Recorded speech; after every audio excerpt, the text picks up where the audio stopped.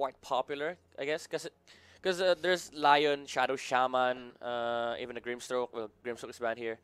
And Undying is not one of those heroes that you would really first pick at this point, because there are a lot of options for you.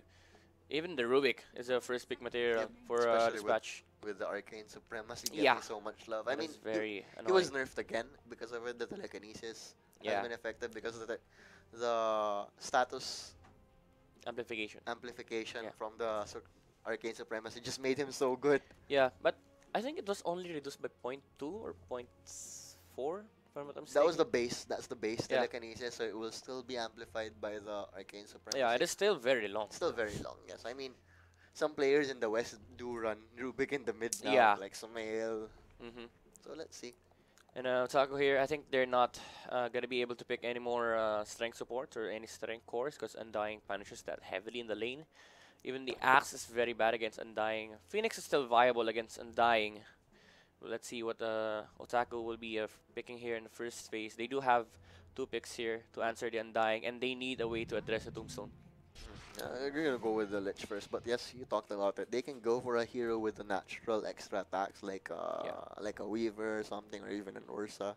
The patch really favors those heroes that can dish out damage in such a short amount of time. Heroes like Monkey King, Phantom Assassin, And they're Slardar. yeah, he's still in the pool, so Yeah, actually, because they rely heavily on the amount of attacks that they deal, and they go for the Sand King. So a little bit of flexibility here on the side of Otaku, because you don't really know if this is going to be an off lane or a support Sand King, exactly. but it's most likely going to be an off lane Sand King. So NCGC, they know the possibility of an off lane Sand King. They might pick a hero that is very good against it here. But this is a strength core. So if they decide to put Sand King as the off laner, surely the Undying will follow that lane. And especially since he stays within that sandstorm radius, you know that decay will always hit. Yeah. I really like the Rubik against Sand King, because you can put him out of the sandstorm. Especially if he decides to go a little bit farther on the outskirts of the storm. Rubik can just lift him out and plant a sentry on that lane. So it's going to be a very hard lane for Sand King. Plus, getting Borrowed Strike on the Rubik spell steal is like such a values pickup for him as well. The instant stun, the extra seconds as well, as well as the escape mechanism on the hero. So there you go, a Phantom Lancer ban for NCGC, just eliminating those heroes that can punish the Tombstone. So what other cores do you want here for Otaku? Because I think Phantom Assassin is one of the best option, but NCGC is letting the hero through. I mean, they might have a game plan for it. They could be baiting out the PA because it's such a good pick. We talked about that against the Tombstone as well. The extra attack, I mean the bonus attack speed and taking If you it blink onto your teammate, it's gonna be a very easy Tombstone takedown for Otaku. Because before the rework, if you just blink on a teammate, you don't get the attack bonus, right? And if you switch targets, the attack speed doesn't really linger around. Now it's 2.5 seconds. No, it's 2 seconds of after attack any speed. blink. Yeah, after any blink. Strike. Ooh, terribly banned from Otaku. Okay. Well, yeah, one of those carries that doesn't really care about the Frost Shield, because you don't really reduce the damage of the Terror Blade. That's true. And even if you have the Frost Shield applied on a core, Terror Blade is just gonna man fight. Even though you have a slow, he's just gonna fight you all the way. He doesn't really care about the tankiness of the core that he's hitting, because he technically has 2 lives. So Faceless Void ban here for NCGC. Surprisingly, they're the ones that banned out the Faceless Void. Indeed surprising. That is a very scary combo though, the Lich plus the Faceless Void. Chrono into Chain Frost and the Frost Shield application in the lane. Epicenter very hard. It's very hard to bring down a Faceless Void in lane with the Lich as a support. So we're still seeing a lot of probable cores here if they do decide to run the Sand King core, but you did mention that it would be unadvisable against an Undying. Yeah. It kind of looks like NCGC is really baiting the Phantom Assassin out from Otaku, because they banned out the Faceless Void, and PA is really not good against the hero. So what is the last ban here for Otaku? I think it's a hero that protects the egg, maybe a Centaur off lane. should ban it out. Because if you don't have any way of reaching the egg, I mean The the tombstone. tombstone, there is a lot of problems on your lineup. Because the nature of your heroes, you have Lich, Sand King, two heroes that likes to go in, and Lich can protect the core. No And attack if speed. yeah, No. there's no attack speed, and if you don't deal with the tombstone, the zombies are gonna stack up. But they ban out the Doom here. Oh, they go Morphling. for the Morphling. Okay, that's something with a lot of attack speed. Yeah, can bring definitely bring down the Undying. But the Y- problem is You you can have steal Tombstone as well, right? With the morph. yeah. But my problem with Morphling is it's not really good against Rubik, because uh number one is the initiation on Rubik. It's an instant cast point Oh yeah. lift. So technically, you're gonna have a hard time dodging the ganks from NCGC because you don't have the time to react on the initiation of Rubik. And number two is if he steals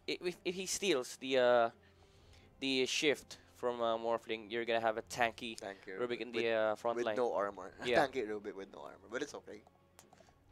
Like Rubik can manage. He can just buy a chainmail even Yeah. just for the value armor to Mhm. make up for a 0. And a core from NCGC. They already see the Morphling. Doom is banned though, so there's no chance of pulling an offlane Doom against the Morphling. And PL is banned out too, so Morphling is really protected here on the side of Otaku. Plus Otaku can still run the Morphling mid as well, which is Yeah. which is actually pretty popular nowadays. I'd actually like to see a Outdoor Devourer here for No NCGC, D, wow. because it's good against Lich. The damage goes through the Frost Shield, and you don't really care about the hero that is the Frost Shield applied to, because you just hide the hero, then go away. That's true, but Then you can burst down the Morphling with the ultimate. doesn't really feel like OD is good for this patch these days. Like Yeah. still a very low win rate hero Mhm. these days. Like I think since Puck left the cellar dweller spot, Mhm. it's now belongs to OD as Yeah. far as I know. Because OD is one of those heroes that really relies on the matchup that he has. Because as much as possible, he wants to dominate the lane, then go rotate, go take some kills, go take some objectives. He's not the type of core that likes to farm as much as the other cores that are present in this patch. And this patch heavily favors the farmers, the farming cores. Oh yeah. Heroes like Monkey King, Phantom Assassin, and even the Anti-Mage. OD has no fire. Oh, Shadow Oh, yeah. Demon, so a bit of burst potential here for NCGC if So they do this. this is a core Rubik. Well, it could also be a core Shadow Demon, since some Yeah. teams also do a Shadow Demon. Yeah, because core. Shadow Demon is really good against Morphling. If you stack up those poison against Morphling, and he is not looking carefully on his agility and strength balance, it's gonna be demolished on the lane. So we have an answer from NCGC for this Morphling. That's gonna be a Shadow Demon. Plus But the Soul Catcher as well, right? Yeah. The instant reduction of the HP on that Morphling. does his ultimate dispel the Frost Shield? I think so. Yes, it's a purge. Yeah. It's a purge. It's a purge. And Otaku answers with the Leshrac. So even though you have Disrupt from NCGC on the Shadow Demon, you have a way Okay. to set up a stun for the side of Otaku and the Classic classic Shadow Luna, Demon Shadow Luna. Demon. So this is a core Rubik. In the mid lane, I believe. And Rubik is actually good against Morphling in the lane. Because you stop Morphling from denying the wave or even getting the CS just by a lift. And even the Fade Bolt is really gonna hurt Morphling in the lane. Especially if he like dedicates too much attributes into Yeah. the strength, that would like. As a morph, you can't really balance the wave as much as other cores prefer to do. You need to take the CS one by one because Rubik is gonna punish with a Fade Bolt on your face. Plus, with Rubik at a high level, he could steal that waveform as well. Yeah. And the burst potential is already very, very scary for Yep. NCGC. So we're looking for an offlaner here for NCGC, but Otaku decided to ban the Pugna. It is really good against Morphling, Lich, and Leshrac altogether, so that's a good ban on their side. But for NCGC, I really do think that they're looking for an offlaner at this stage. When I was also wondering, like, if you get the Lunar Blessing of Luna as well, gives the Shadow Demon more mana to Yeah. work with in the Shadow Poison, so the synergy actually better now than it was before Yeah, if you yeah, think yeah. about it. And these stats as well. If you're the Shadow Demon, you're gonna be happy about the fact that you're always gonna have extra stats because you can control the illusion. So wherever you go, the illusions of Luna goes with you, and that's gonna give you a lot of stats to work with. And NCGC is gonna ban out the Tinker just to avoid the impending late game prowess of Otaku. Because Luna against Tinker is really not that good. Yep. Because he can just keep on defending the lanes, and Luna cannot do anything about it. Plus, unless you're ready for a Tinker pick, you really just don't want to let it pass. Yeah. Because if you don't have that catch. Yeah, there's no reach on the side of NCGC. So what core or what hero do they go for here? It's gonna be a mid or an off lane? Let's see. This will determine. Oh, the Tidehunter. Tidehunter, okay. Another classic answer to the Leshrac and the Morphling. Two heroes that likes to go into a team fight, and if there's a Tidehunter in the pool, nobody can really get in against NCGC. NCGC has like a death ball lineup Yeah. written all over. You know, once they have the 15-20 minute items, just that one item for the Luna and the Tidehunter, they can just go. It's very scary for Otaku right now because if you think about the 5-man potential of NCGC, they can just 5-man your tower at 10 minutes in, and there's no damn answer from Otaku. Morphling, he's gonna need a lot more time than 20 minutes to be able to farm up enough to be a threat. And they do decide to go with the Konka. He used to be one of the really good heroes at dealing with the deep push, but now, not so much. Yeah. And we're gonna have a friendly battle here between the Tidehunter and the Konka. Oh yeah, Both lore-wise, of them hate each other. I hope will they lane against each other? No, I doubt it. Though. This is a support Leshrac. Oh, okay. I'm not really sold with the idea of a support Leshrac. Especially with an Undying on the opposing side. Yeah. As well. The only core that deals with the Tidehunter and Undying this game is the Morphling. Although the Konka is really good against Tidehunter, there's no stopping the threat of Ravage on the side of NCGC.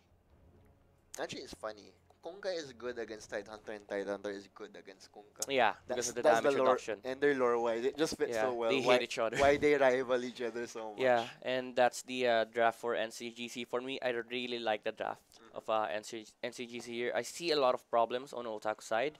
And at some point, they're going to have damage issues when it comes to the mid-game. Because the Luna plus Shadow Demon is really good in the mid-game. They can both farm super fast, especially with the buff to the jungle. And on the side of Otaku, like I said, they're gonna need a lot of space and time for this Morphling. So that is the draft. Indeed, ladies and gentlemen, we're just waiting for the game.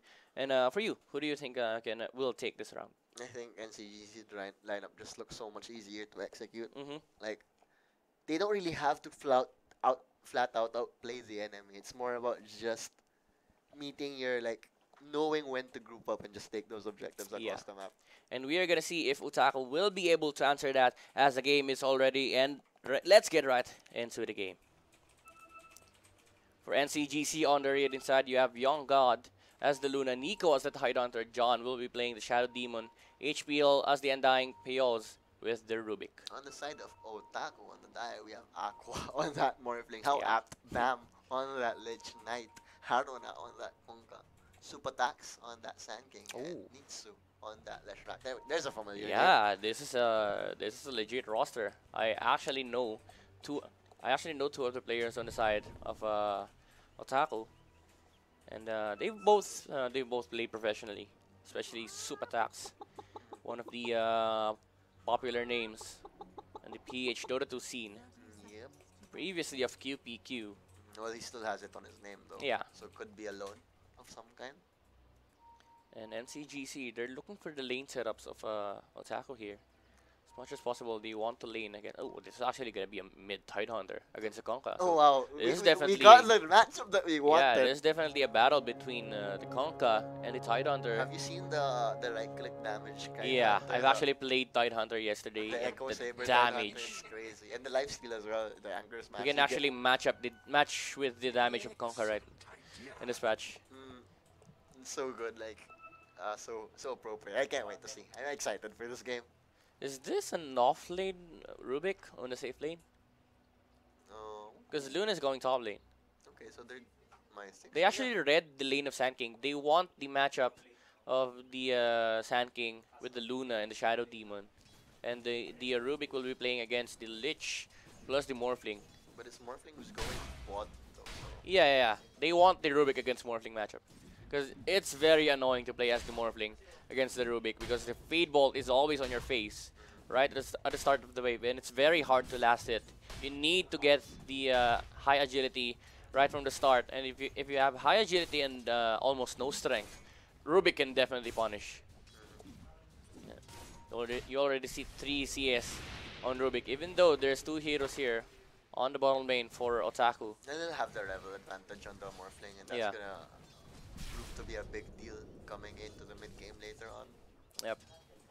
And NCGC should be happy with the lane setups that they have. The Agra Tri-lane will be on the top lane against the Sand King, so the early pace of Sand King will be delayed here, as it is very irritating for Sand King to be playing against the Undying. Ooh, there we go. Look at the damage. The decay. If this Undying gets level 2, Soul Rip, yep. easy, but he won't have it. Unfortunately, still. Yeah, this is a Tri-lane, so less XP for all 3 heroes. And Sand King isn't really a hero who cares about losing the early game too much, yeah, because once the map opens up, he can just freely farm. Courier. And this is the battle that we've been mentioning The earlier. Rivalry. But look at the damage of Tidehunter, who's zoning Kunkka out. And the funny thing about the cleave of Kunkka in this match is it actually has to deal with armor. Yep. And I Does it deal believe, with I block too? believe it the block from the shell lost damage from the cleave. Oh, this Rubik, he's actually winning his lane. Yeah, this is a hard lane for both of them because none of them can really zone out the Rubik. You apply Frost Shield to the Morphling, Rubik doesn't really care, he has the lift. At the same time, your damage output is limited with the Fade Bolt. And for the side on the side of the Rubik as well, you know, you have so much good spells to steal. Yeah. Waveform, Split Earth, Borrowed Strike, Torrent, X Ghost Ship, Chain Frost, all of them. So many team fight spells for Otaku. But the thing is, the laning stage is very important here for Otaku, considering the mid-game prowess of NCGC is looking unstoppable for their draft. They find that power spike. Yeah. Otaku can't really do anything about it. They need a decent start on the side of Otaku. Nice double decay there from HPL. Ooh. But mid lane, Haruna. Nico, he wants the kill on he wants the kill on Kunkka. Oh, nice up. Yeah, he's not gonna get the Anchor Smash damage in, so the healing stab will not be cancelled. There we But go. he's This is stuck. a man fight. He is stuck. He lacks the damage against the Tidehunter, but he's gonna move out. But the right click is there from Nico as he takes down this Kunkka. Double Bracer, you got that one level in Kraken Shell, and you don't care about towers anymore. Yeah, you really don't, because you don't even right click under the tower. You just press E, and the damage is doing it for you. Ooh, one more hit. They have it. Fortunately not. Yeah, no mana on the Lightning Undying. Storm was there. But Rubik owning the bottom lane. He has a double damage on his bottle. He actually used it, and the Morphling cannot lane against this Rubik. He has 362 HP. One hit from the Rubik. Yeah, one hit, one lift, and one feed bolt should be a kill on his Morphling. Well, there's the arcane supremacy. This is an early level arcane supremacy. Okay, saw the legend disrespected it, but Morphling had to burn even more regions just for the sustain. A Frost Shield and a Creep? That's a waste of a spell. And it's not a low cost mana spell anymore, unlike Frost Armor before, where it was just 50 or 30. Now it's 110. Well, I guess he realized that he's not gonna use it in his lane against a Rubik that doesn't really deal that much right-click damage, and he relies on the Fate Bolt. But again, it is a very hard lane for Otaku. A decent start for NCGC here. 2k gold lead, 3-0, and the bounty runes already being secured by the Shadow Demon. The Lich knows, but there's a lift in this Rubik, and he's not even gonna get their own bounty rune. Lich, Shadow Demon is there as well. You're in danger here. One more right click plus the feed bolt. Oof, the fuck. And the healing salve from Bam plus the Frost Shield just to reduce the damage output of Rubik. And the Morphling with the adaptive strike, but he's gonna be disrupted by the Shadow Demon, and they want this kill. They're still chasing down this Lich, and definitely he is gonna fall, and Pios is now on a killing spree. And it is indeed a safe lane, Rubik. Yep. In theory here. Look at this lane in the mid. Tidehunter winning so hard, even though the CS battle is equal. The level advantage is in favor of the Tidehunter. That early kill, and he leveled Ravage right away, no hesitation on the Tide. So if the opening is there, he'll just dive Kunkka. You know he wants him dead. I think it is very important to threaten Kunkka up the lane, because if you have no threat against this Kunkka, he's just gonna farm the wave, splash you with that cleave, and it's just gonna back off to your jungle. So Nico realizes that he needs to threaten this Kunkka all the time. And Tidehunter already working towards that Medallion of Courage, so that 7 armor gonna make him even harder to kill now. The double rate when it's there for the Morphling, but again, the damage is still lacking, and the HP is very low on this Morphling, so it's very hard still to lane against a Rubik. So they decided to move the Morphling towards the top lane against this Luna, which is still a very one-sided affair. Top lane. There are 3 heroes here on the top lane just to take down this Luna. He has the movement speed. He has the raindrops as well. The disruption on the Sand King. Ooh, Lightning Storm didn't cancel the salve as well. Yeah. That was a bit lucky for the Luna, I must say, because the bounce could easily have cancelled it, and he would have had to walk back to lane. I mean the base. I really don't like the idea of laning Morphling against this Luna, because Luna has a spammable skill. You're happy with Morphling against the Rubik if you tri-lane the Rubik, but they're now tri-laning the Luna, but the Morphling is still susceptible to the damage of the beam. And Morphling has that level disadvantage. Yeah. Look at this Rubik manning up against the Sand King. And Fade Bolt, the magic damage of Fade Bolt isn't actually that threatening. Yeah. And the thing is, the top lane, there is an Undying on the top lane against a Morphling. So definitely his HP will be lower compared to the Morphling on the bottom lane. And here comes the disruption on this Lich, and there's no chance of escaping here as they take down Bam. And nice bottom block here coming in from the Shadow Demon, and they will take down this Leshrac as well. Look at this, Tidehunter chasing the Kunkka. He is near the shrine though, but Nico has actually used the Ravage for that chase. He's not going to be able to find a kill on Kunkka, but again, the threat of this Tidehunter against the Kunkka is preventing the Kunkka from getting all the farm that he can get. Rubik with a stolen Sandstorm. The stun will connect from the Leshrac. Will the damage be enough? The lip is there from Pios and the Sandstorm. Nice play there, but the HP is a little low, and he will be ended by the Leshrac. That's a killing spree given to Nitsu. So they finally get on the board here, 6-1, 8 minutes in, but the lead of the lead that NCGC are building, you know they're right on track for that mid-game death ball. Yeah, 6-1 is a very hefty score for NCGC here. Definitely a lot to work with. And again, the Morphling, he just has no lane to farm. Look at this, Shadow Demon is even chasing him. It's like saying, don't farm here, don't farm bottom lane, you can farm anywhere. But the thing is, he can't even occupy the lane in mid, because Kunkka's got no lane to go. Even if he goes top lane, there's an Undying there. If he goes bottom lane, he doesn't really accomplish anything. He's not going to stop the Rubik from farming. It's very frustrating for Otaku to have a lane to farm. And Rubik most likely will be taken down here with the epicenter from the Sand King, but the lift is there from Pios. Plus the magic wand and the disruption save from the Shadow Demon, and Sand King will most likely take off with the Shadow Potion, but he has enough HP. A nice save there coming in from NCGC, saving the Rubik. Shadow Demon, he actually got a lot of early levels in Soul Catcher as well, so they want that first potential Haruna. Now making the rotation to the ball lane. Will it get anything done? Not really. But Tidehunter is moving towards the top lane. They want to take some objective. They want to threaten this Morphing's farm. And looking at it, ooh, the damage! The damage from the Tidehunter. That was just one anchor smash, and it took away the half of the Lich's life. And that was Gosh Medallion of Courage. And ooh, the stolen epicenter from the Rubik will take down Leshrac. And the next on the list is the Sand King with the Planet Sentry Ward. They have nowhere to go, but the Kunkka is here. The X marks on Rubik, but the X marks return from Pios. but he's not gonna be able to save himself. I thought he was Super Tax good. takes the kill. I was expecting the Rubik to go for the fancy play. He got X, he stole X, so he could actually X himself Yeah. back to his prior position, but he casted it a bit too early. Yep. The disruption on his Konka. But again, you have an impending problem on the form of Tidehunter, because if he gets the Solar Crest plus the additional what do you call it, the minus armor, Blightstone. If he gets the additional Blightstone plus the Solar Crest, the damage out from him will go So it's super high. It's minus 12 from him, plus the gush from that alone, and the gush as well. Ooh, the boat. Oh my god, BO stealing all the skills that he can get.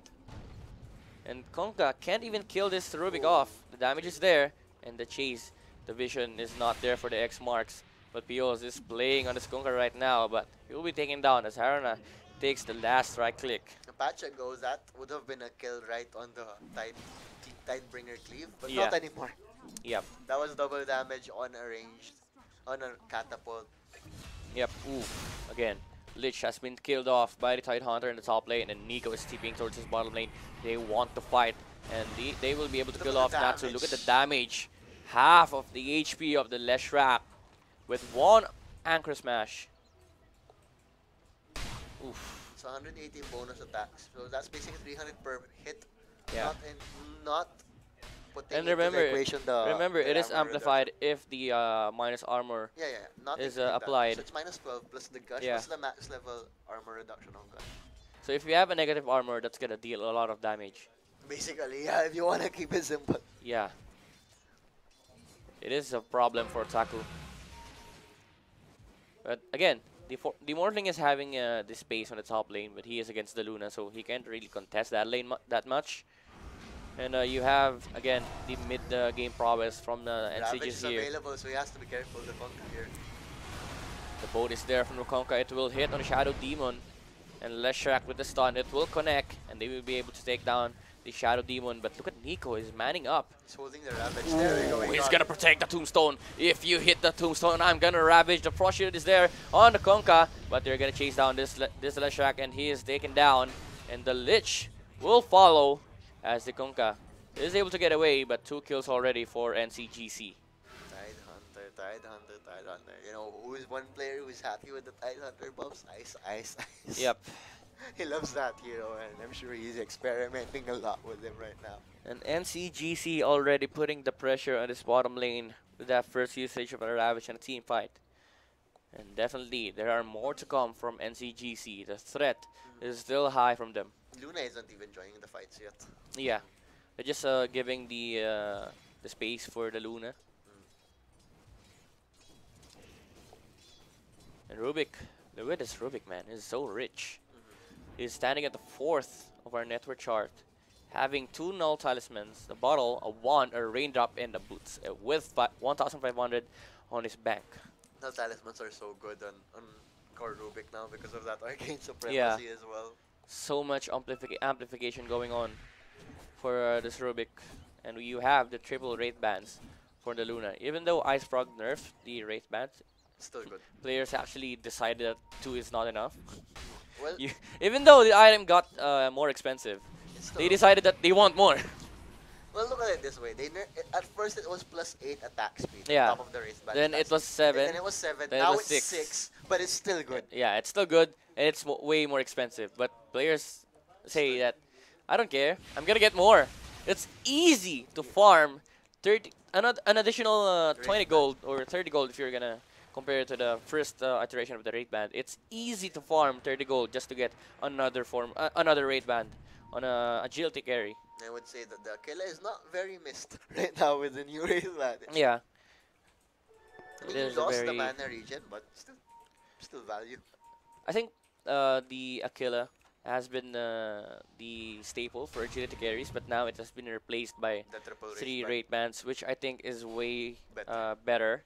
Because yeah, you get the ability to stay in the lane and at the same time pressure towers, but hold that thought. There's an eclipse from the Luna here. The boat will connect on Luna, and Harun actually manages to take that kill, but he will be down as well. I mean, it was slightly worth it for the Konka Yeah. because that was the carry. And that was a lot of heroes rotating, and that gave the space for the Morphling. Yep. But the thing is, they're not dealing with the current win condition of NCGC right now, which is the Tidehunter. Look at this. The Tidehunter is manning up against the Morphling. He copies the Tidehunter. If you are strong, I'm gonna copy you. The stun, the setup here from Neshrak. He's not gonna be able to connect the stun. The magic wand plus the Ravage. They're gonna be able to take down this Rashak. Nico, what a nice play. Nice play from playa. Nico. He knew he was so tanky, and he had a magic wand charge.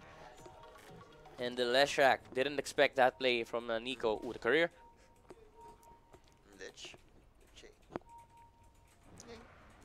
We'll get away. Well, one good thing though for Otaku is that the Ravage is down. So a little bit of a pause here for NCGC in terms of objectives. Two Blink Dagger on the Rubik now, so there you go. Even more threat on that Morphling now with that instant initiation. And Otaku getting the space that they want for this Morphling.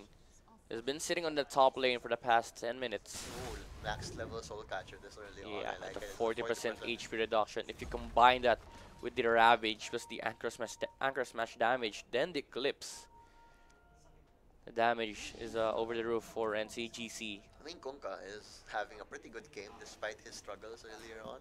Yeah, he has the Shadow Blade already.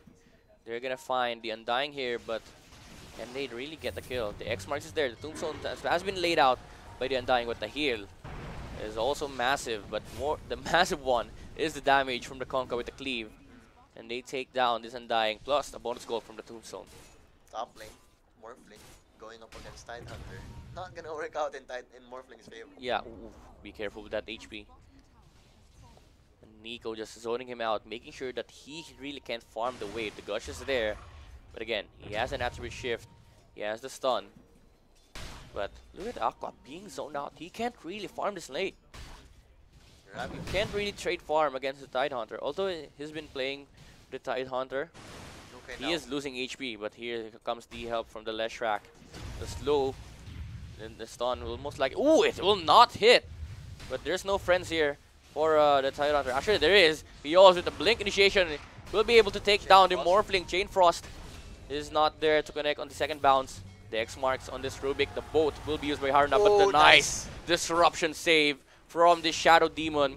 Tidehunter goes for the chase. There's no Ravage, but again, the Blink initiation from Rubik is very threatening for Otaku. The Tombstone has been laid out when they're dying. Triple kill for this Rubik as he takes down Supatax as well. Yes, Haruna is left alone. There's no friends anymore.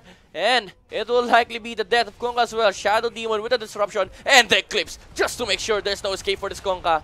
And NCGC wiping all the heroes on the side of Otaku without losing anyone on their side. They committed so much on trying to kill that Tidehunter, and when the cavalry came for NCGC, they just had nothing left in the tank. Yeah, I actually thought that NCGC was giving up on a Tidehunter, but BO said, no, I'm gonna help my friend. And the burst damage from this Rubik! Even though he didn't get the double damage, the damage from the Fade Bolt's lift was a Butterfly Strike is enough, along with that Arcane Supremacy plus the double the double no Talisman. It's a level 3 Arcane Supremacy.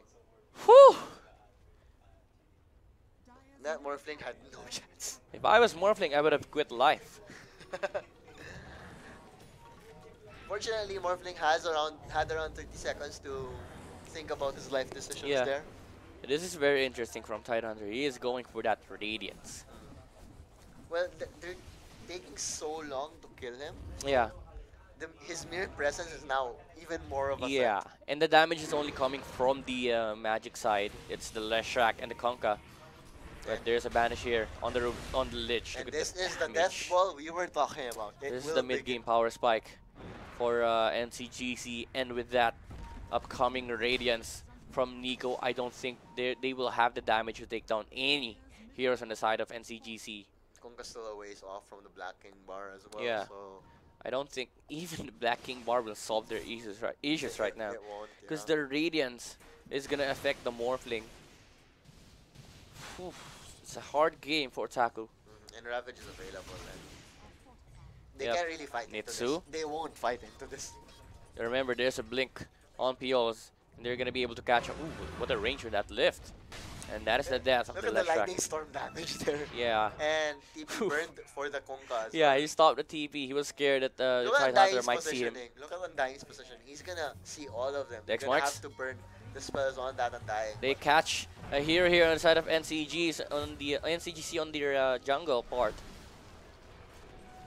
Okay, that stolen tombstone there. By Yeah. the Morph. Look at the farm on Luna.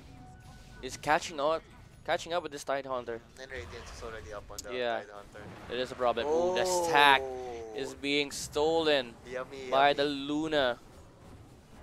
The Sand King is trying his best to keep the wave push on the top lane, but NCGC doesn't really care. You know. They just send the Rubik to stop the Sand King from what he's doing, and Nico is gonna relieve the pressure in the bottom lane. Oof, Bio's almost taking down the Sand King. But he had no vision there, so Sand King will be able to TP out. Kaya now on the Rubik, so he can actually even work for that. Since he has that Tranquil, could go for the Yasha Kaya. Yeah, I'm not even gonna complain if he goes Dagon here No, in yeah. this game, because the Morphling is always gonna be on low HP, because he needs the damage to farm and to catch up with the farm of Luna. So he's always gonna catch him off guard, and with low HP, he can definitely burst the Morphling down to 0. And now, the Hood of Defiance is now up on the Tidehunter, so that hard kill, even harder, with just that item. Like we've said earlier, Otaku will have damage issues in the mid game. It's just the Morphling and the Konka dealing the physical damage, and most of it will be mitigated by the Radiance, plus the magic damage from Leshrac as well will be mitigated by the Hood of Defiance. Okay, that was odd that Tidehunter transferred the tower aggro onto the Luna there, but it doesn't really matter, just a little play. And Haruna, ooh, again, the catch from the Rubik, but unfortunately, there are friends here for Aqua. Oh, there we go, he got the Yeah, he stole the shift, but he's gonna be able to get that permanently as he is sitting at 2k HP. So that even the Rubik is very hard to bring down for Otaku at this stage. And again, you have Ravage already up on the Tidehunter once again. So this is gonna be another threatening push from NCGC. Double damage on Konka. Could they find Ooh, something? the damage! Look at that, Nico is godlike! The Lich attempted to put the Frost Shield on the armor, but they don't really care. Heavy Center is being charged here from Super Attacks, and they will be able to kill off this Luna, but the Ravage has been committed by Nico. Look at the damage here onto that Konka, even though the HP from Konka is very high, the damage from the Tidehunter is really high as well. Super Attacks will be able to take down this Shadow Demon, but the Undying with a Tombstone is slowing down this Sand King, and Super Attacks has been killed off. Kunkka will be able to live, and that is a very successful team fight for Otaku. And they managed to do what they had to do there. Kill Ooh, the that Luna. catch with a torrent from the Kunkka, and Nico in no man's land will be able to be killed off, but they kill the Kunkka before taking down, before the Tidehunter was taken down. And 850 gold going in the way of the Morphling thanks to that streak on that Tide. So, signs of life. for Yeah, Otaku. signs of life here for Otaku, but definitely had to expend everything on their disposal. Now I think NCGC will try to slow it down because without a BKB on that Luna, she's not surviving these Yeah. fights. Especially with the smoke play and having no vision for NCGC on that jungle side. Very They really didn't risky. know where the Sand King was coming from. Should be on their minds right now. The only immortal hero on their side is the Tidehunter. I mean, he did fall eventually, but that Yeah. was a lot of effort on the side of Otaku as well. Does that reach the ward? No, it doesn't reach the top ward, unfortunately. Yeah. There's a Vanguard on the Sand King. So definitely going for the tank route. He's gonna be completing the Hood of Defiance first before the pipe. I mean the Crimson Guard. Because they do need a Crimson Guard at some point to stop the Luna from destroying the towers. The bouncer, I mean, works so well against the Glaives. There we Yeah. go, Blacking Bar now up, and this is another power spike. I mean, I think they'll wait for the pipe. It's Yeah. a safer play right now. Tide is still farming the jungle up. He's not gonna go for the Solar Crest build. Well, you can go for it after the pipe. If you really Yeah, want. I agree. But the Morphling has done a good job in terms of catching up with the farm. He's now sitting at 10k in net worth. But still, he has a lot of way to go, especially against a Luna. NCGC, they think a smoke is ongoing since no hero is showing on the map right now. Poof. He will be able to catch off the aerobic, but the haste immediately used by Piols just to make sure that he gets out of the range of the X marks. And look at this, the farming speed of a Rubik is very high. Those stolen spells and the spell amplification. 3k gold in his pocket. What will he decide to buy? I think you need still an Aghanims at this game. Yep. Because there are a lot of spells to steal on the side of Otaku. Yeah, that 2-second cooldown. Is it 2 seconds? Yeah, 2 seconds. 2-second cooldown on the spells. Oh, he went for the use. They went for the use. There's something defensive. Yeah, just to make sure that he can control the heroes of Otaku very well, especially the Morphling and the Kunkka. But the Frost Shield. This is dirty. Well, Sand King doing what he does best, just shoving a lane out. Bot lane is also getting shoved in the Kunkka, with the Kunkka. So, NCGC, they can't stay mid right now. Yeah. Well, the good thing about it is that the next objective of NCGC is on the top lane, so it's very convenient for them that Sand King is pushing top lane. And Harner here, scouting out, and spotting 2 heroes. He's gonna see the Rubik, but it's just gonna get the regen. There we go. The Scepter. Value use right there, right away, as he gets away. Yep. Top lane, Sand King still lingering. There's a BKB and a Kunkka, so more defensive items are being purchased by Otaku here just to deal with the threat of the skills and abilities of NCGC. Luna here, addressing the top lane. Gonna relieve the pressure being created by the Sand King. But Subotax is not gonna be stopped here. He'll just continue doing the crypt cut. And there's nothing NCGC can really do about it.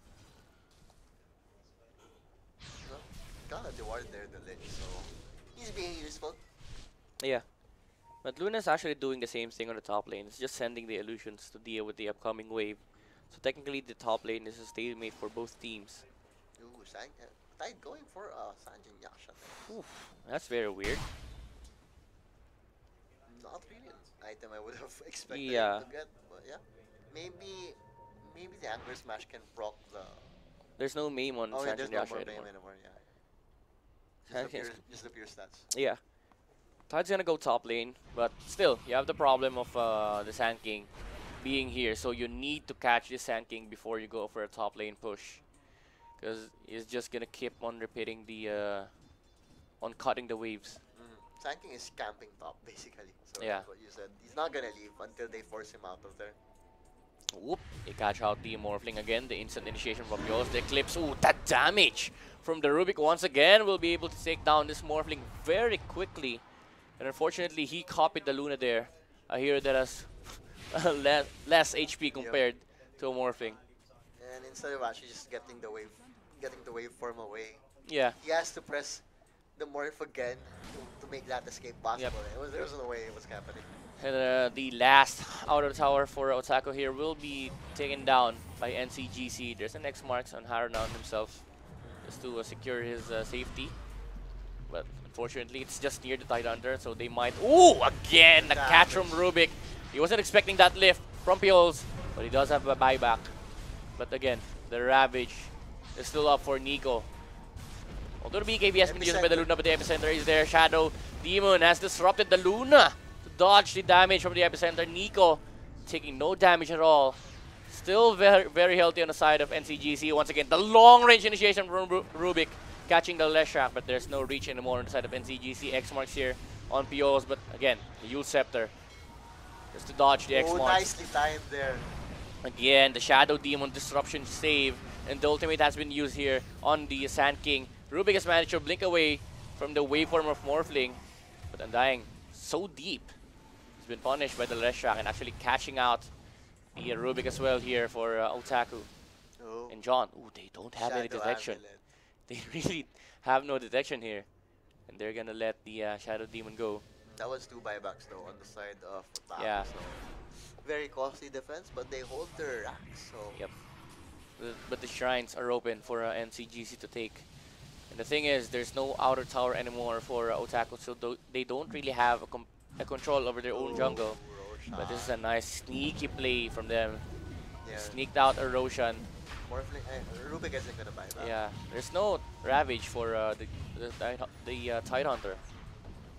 And they preemptively set up the vision just to secure this Roshan for Otaku.